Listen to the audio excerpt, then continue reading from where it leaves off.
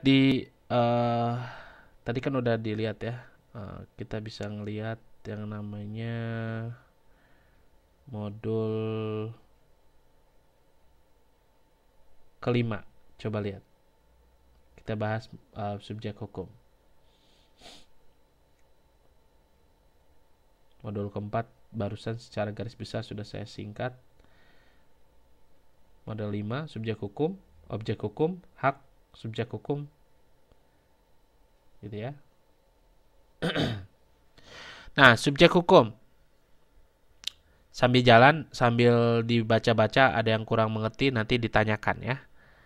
Waktunya memang mepet sekali nih, tinggal berapa 18 menit lagi. Jadi kita tentukan lagi aja ya pertemuan berikutnya, misalkan minggu depan jam berapa supaya cepat kelar ya nanti.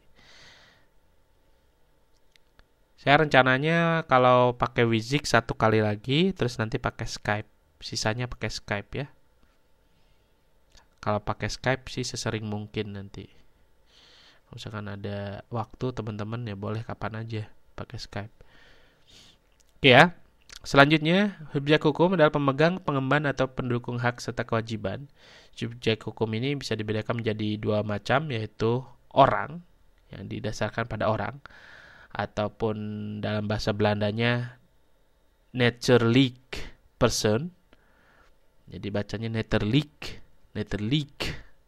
person, atau badan hukum, reh person, atau legal person, legal. Kalau orang Belanda lebih bilang legal, G jadi H, legal person. Orang meliputi, contohnya ya, orang meliputi janin yang ada dalam kandungan ibu anak bayi tabung, misalnya contohnya ini ya.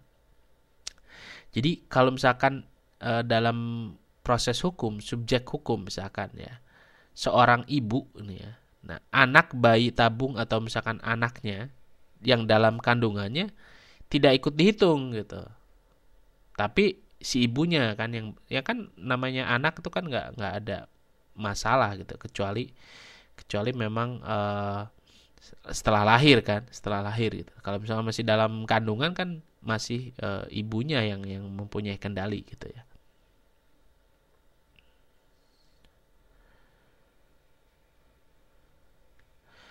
Oke. eh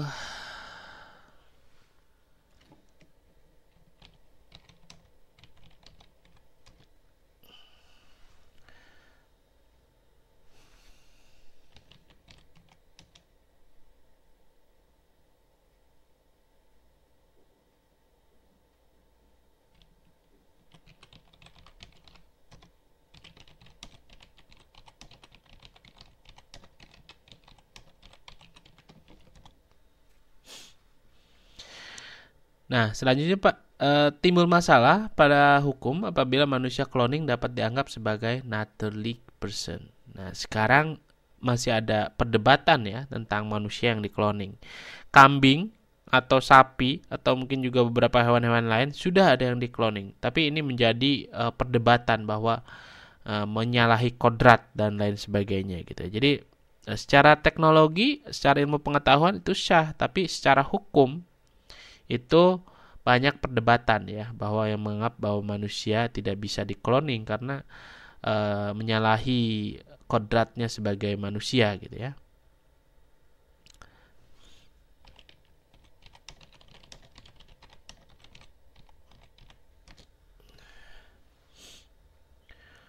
Oke, selanjutnya badan hukum. Jadi ada namanya badan hukum, subjek hukum berbentuk badan. Jadi bukan orang ataupun manusia tetapi dapat menuntut atau dituntut oleh subjek hukum lainnya di muka pengadilan. Contoh perusahaan, contoh yayasan, contoh PT misalkan, contoh organisasi-organisasi lain yang memang terdaftar eh, di institusi hukum gitu ya. Jadi ciri-ciri badan hukum adalah memiliki kekayaan sendiri yang terpisah dari kekayaan orang-orang yang menjalankan kegiatan dari badan-badan hukum tersebut. Dia mempunyai kas istilahnya gitu ya. Terus juga ada memiliki hak dan kewajiban terpisah dari hak kewajiban orang-orang yang menjalankan badan hukum. Terus memiliki tujuan tertentu. Terus berkesinambungan ataupun sustainability, continue gitu ya.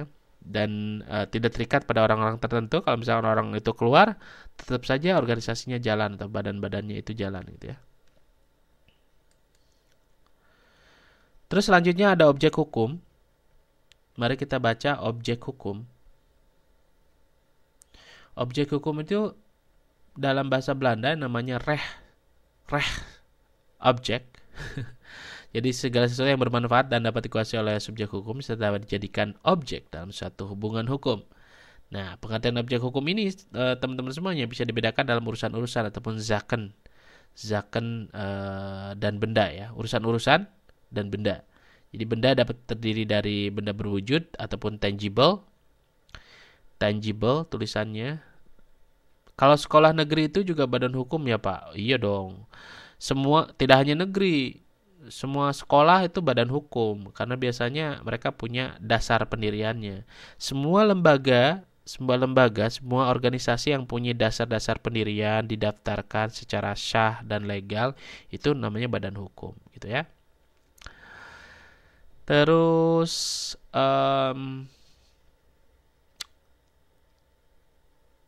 tangible itu artinya berwujud gitu. Tulisannya tangible ya. Tangible itu berwujud, misal rumah, ada tanah, ada buku, ada mobil dan lain sebagainya. Terus juga ada benda tak berwujud ataupun intangible. Contoh misalkan piutang. Nah, itu intangible. Karena suratnya gitu, surat piutangnya yang kita lihat. Terus hak cipta. Nah, contoh saya bikin lagu ya.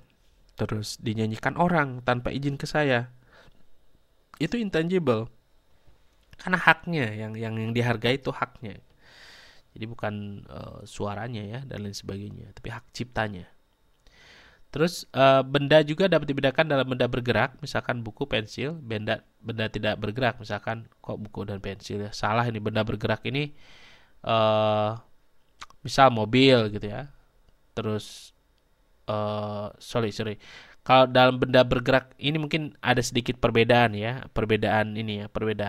persepsi.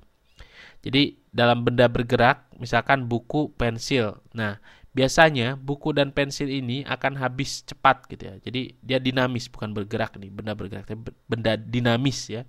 Terus juga ada yang statis. Nah, misalkan tanah, rumah gitu ya. Kapal laut dalam tonase ya tertentu 20 meter kubik. Itu biasanya akan statis. Jadi jarang-jarang diganti gitu ya. Kalau misalkan buku dan pensil kan cepat sekali, dinamis nih. Kayak Inul, hak ciptanya goyang ngebor. Bisa juga Pak. Bisa juga. Bisa juga Andre ya. Ya bisa saja kalau misalnya didaftarkan sebagai hak cipta. Jadi tidak boleh ada orang yang ngebor kayak dia gitu. Andre nggak boleh tuh. Andre nggak boleh ngebor kayak gitu karena memang sudah didaftarkan misalkan sebagai hak cipta. Kalau misalkan melanggar, nah kamu bisa kena denda tuh Andre. Gitu ya. Selanjutnya peristiwa hukum ya. Peristiwa hukum ataupun res feit adalah peristiwa oleh kaidah hukum diberi akibat hukum. Jadi berupa timbulnya atau hapusnya hak atau kewajiban tertentu bagi subjek hukum tertentu yang terkait pada peristiwa tersebut. Jadi peristiwa hukum bisa dibedakan menjadi peristiwa hukum yang merupakan perbuatan subjek hukum, peristiwa hukum yang berupa bukan perbuatan subjek hukum. Jadi yang tergolong dalam peristiwa hukum merupakan perbuatan subjek hukum ada dua, yaitu contoh wasiat. Nah, teman-teman kalau sudah belajar ini ya, contohnya wasiat merupakan perbuatan subjek hukum tunggal dan perjanjian yang merupakan perbuatan subjek hukum berganda. Sedangkan peristiwa hukum yang berupa perbuatan subjek hukum tetapi bukan perbuatan hukum, contohnya adalah zak warneming dan onreh metigedad. Ini kalau misalkan kita melihat banyak istilah Belanda ya, wajar karena memang kitab acara pidananya ini masih peninggalan zaman Belanda. Nah, mari kita bahas tentang itu. Jadi dalam peristiwa hukum merupakan perbuatan subjek hukum ada dua. Yang pertama, perbuatan hukum dibagi dua. Pertama, perbuatan subjek hukum tunggal, contohnya wasiat gitu ya. Jadi Wasiat ini satu